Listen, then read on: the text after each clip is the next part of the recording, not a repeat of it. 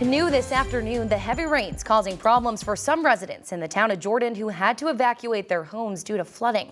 CBS 5's Brandon Roth has those details.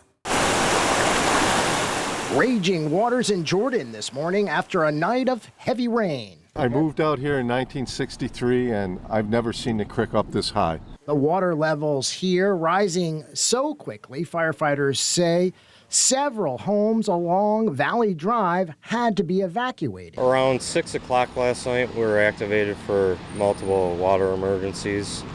Around 10 o'clock, we put the state of emergency out. Believe it or not, residents say Skinny Atlas Creek here is normally a very quiet tributary. They say last night it flooded higher than they had ever seen. Usually it's only about a 12 feet wide water channel flowing through here.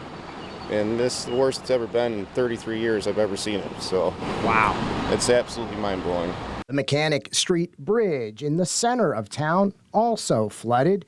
Fortunately, no one was injured, but the fire department says it could take some time to assess the damage and several days at least for things to return to normal. In Jordan, Brandon Roth reporting.